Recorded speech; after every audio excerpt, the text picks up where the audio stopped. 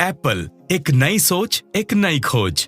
नमस्ते दोस्तों, आज के दौर ने कितना आसान कर दिया है यूं मिलना, कहानी कहना, बातें करना, झट से फोटो खींचना, उसका प्रिंट निकालना।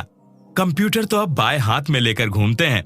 लेकिन सोचिए 1960 और 1970 का समय, जब भारी भरकम में फ्रेम कंप्यूटर होते थे। पंच कार्ड के जरिए उसमें प्रोग्राम लिखकर डाले जाते थे। उन दिनों संयुक्त राज्य अमेरिका में सिलिकॉन वैली जैसी जगह नहीं थी। हाँ, भौगोलिक रूप से तो थी, लेकिन वो अभी तक सिलिकॉन वैली नहीं बन पाई थी। कंप्यूटर उद्योग के नाम पर वहां एचपी कंपनी थी तो, लेकिन वो कैलकुलेटर और कुछ अन्य सामान बनाती थी। यहीं पर वोज भी काम करता था। भारत से लौटने के बाद स्टीव फिर से अटारी कंपनी में काम करने लगा था। बीच बीच में स्टीव ओरेगोन जाकर सेब के बाग में सेब तोड़ने का काम भी कराता था। अटारी में काम ऐसा था कि उसकी कमी का किसी को एहसास ही नहीं होता था।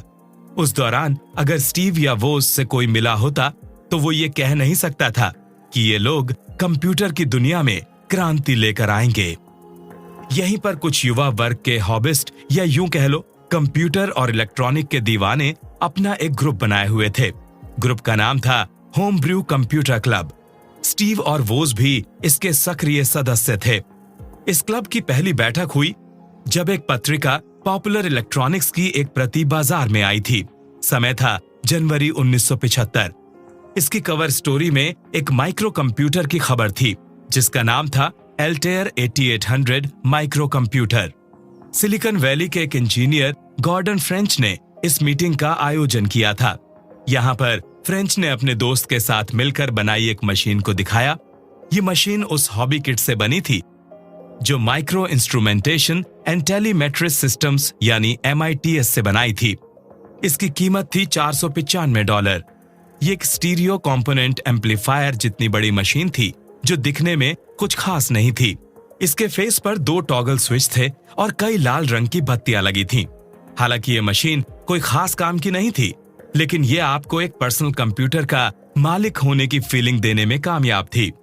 इस पर आप पंच कार्ड के बिना ही प्रोग्रामिंग कर सकते थे, वो भी दिन में 24 घंटे। इस आर्टिकल को बिल गेट्स ने भी पढ़ा और उसने एल्टेयर के लिए सॉफ्टवेयर बनाने की ठान ली। इसी समय बिल गेट्स ने हार्वर्ड से अपनी पढ़ाई को छोड़ दिया। उन्होंने माइक्रोसॉफ्ट नाम की एक कंपनी प्रोग्रामिंग सॉफ्टवेयर बनाने की नीयत से खोल ली।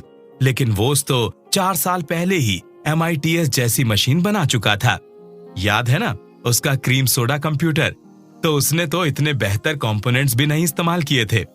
तो फिर क्या था? उसके अंदर का प्रतिस्पर्धी गीक जाग उठा। उसने एक बेहतर मशीन डिजाइन कर ली, एक ऐसा माइक्रो कंप्यूटर जिस पर प्रोग्रामिंग करना बेहद आसान होगा। फिर टाइपराइटर जैसे कीबोर्ड से डेटा इनपुट का विचार आया। फिर यह भी विचार अच्छा लगा कि टेलीविजन जैसा मॉनिटर हो जिस पर वो दिखाई दे जो टाइप हो रहा है और साथ में रिजल्ट्स भी दिखें। फिर ये क्यों ना किया जाए कि एक कैसेट रिकॉर्डर लगा दिया जाए जो डेटा को रिकॉर्ड और स्टोर कर सके।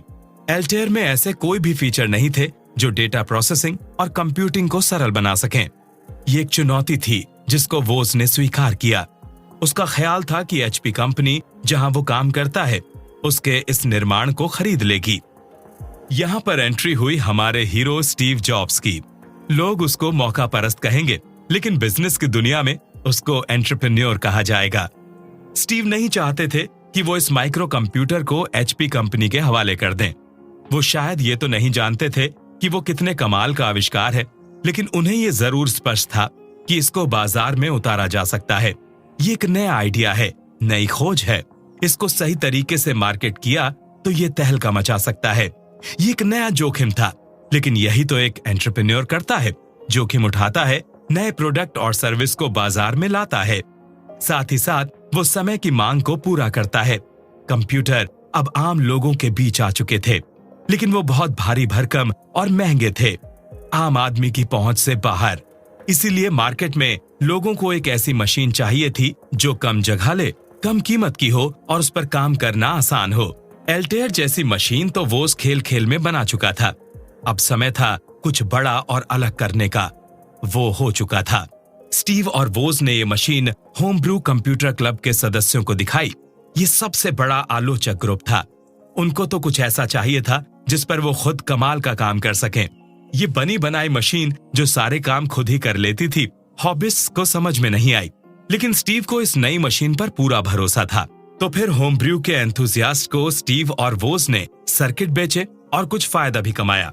स्टीव को लेकिन दुनिया बदलनी थी, दुनिया बेहतर बनानी थी। वो आने वाले भविष्य को देख रहा था। स्टीव अपने गट इंस्टिंक्ट या अंदर की आवाज पर बहुत भरोसा करता था, जैसा कि हर एंटरप्रेन्योर करता है। तो उसने वोज के साथ कंपनी डालने का निर्णय लिया, जिसका नाम रखा एप्पल। एप्पल क्यों, इसके बारे में चर्चा अगले एपिसोड में करेंगे। लेकिन हाँ, ये नाम जच गया और 1976 में कैलिफोर्निया राज्य में इस पार्टनरशिप फर्म को रजिस्टर कर लिया गया।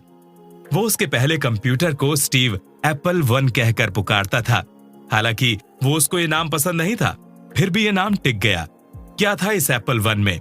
9 इंच बाय 15.5 इंच के सर्किट पर वोज ने एक माइक्रो प्रोसेसर, कुछ dynamic random access memory chip, एक सेंट्रल प्रोसेसिंग यूनिट, एक पावर सप्लाई और कुछ अन्य पुर्जे इस तरह लगाए थे कि एक बार आप इसे कीबोर्ड से और मॉनिटर से जोड़ दें तो कुछ क्रांतिकारी काम कर सकते थे, जैसे अपनी ही मशीन पर खुद कंप्यूटर प्रोग्राम लिख पाना, वो भी अपने घर में आराम से बैठकर।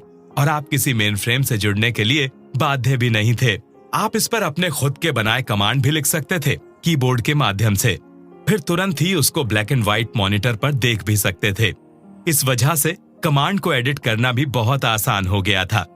आज ये सुनकर आप सोच रहे होंगे ये कौन सी बड़ी बात है, लेकिन उस समय ये बहुत बड़ी बात थी, जब मेन फ्रेम कंप्यूटर का आकार कमरे जितना होता था और प्रोग्राम पंच कार्ड पर लिखे जाते थे। वोज ने इसमें प्रोग्रामिंग करने के लिए बेसिक लैंग्वेज भी विकसित की थी। ये लैंग्वेज मोटोरोला 6800 के माइक्रो प्रोसेसर पर चलती थी। यही एप्पल 1 का ब्रेन था। वोज ने एक पर्सनल कंप्यूटर तैयार किया था। वोज अपनी इस उपलब्धि को पूरी तरह नहीं समझ पा रहा था, लेकिन स्टीव की निगाहें देख रही थीं कि ये एक क्रांतिकारी खोज है। इससे पहले कंप्यूटर कभी व्यक्तिगत प्रयोग की वस्तु नहीं थे। स्टीव कंप्यूटर इंडस्ट्री का भविष्य देख रहा था। स्टीव को सर्किट, चिप या उसकी बारीकियों से उस समय मतलब नहीं था। वो तो बस दुनिया को नए युग में ले जाने की धुन में खोया था। होम ब्रू के कई सदस्यों ने अपनी कंपनी खोली, लेकिन किसी ने कंप्यूटर पर काम नहीं किया। उन्होंने भीतरी पुर्जों को बेहतर बनाने में ज्यादा जोर दिया। स्टीव और वोज के साथ एक और पार्टनर था शुरू में, रोनाल्ड वेन। इन्होंने शुरुआती दिनों में ही एप्पल का साथ छोड़ दिया। रोनाल्ड वेन के कंट्रीब्यूशन और एप्पल के मशहूर लोगों के बारे में सुनेंगे अपने अगले एपिसोड में। तब तक के लिए नमस्ते। हमसे जुड़े रहिए, सुनते रहिए, मस्त रहिए, मग्न रहिए।